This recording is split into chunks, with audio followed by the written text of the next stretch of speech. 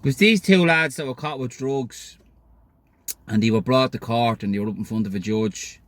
And the judge, he had a good old heart, so he seen these were the first offenders.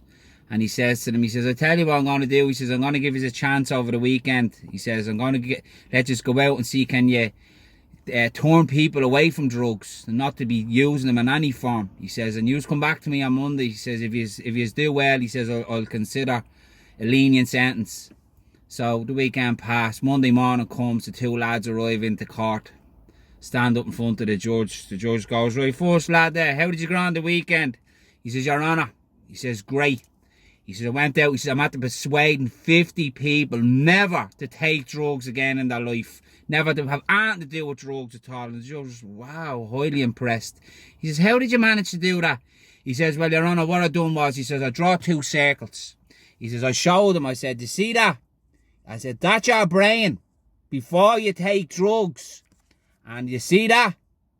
That's your brain after you take drugs. And the judge was like, very good, 50 people, that's brilliant, he says. Have a seat down there.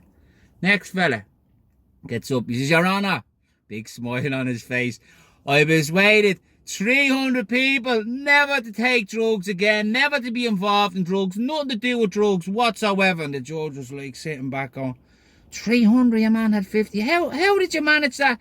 He said, Your Honour, I've done the same as him. I draw 2 circles. But I told him, I said, you see that one? I said, that's your arsehole before you go into jail. And that's your arsehole when you come out.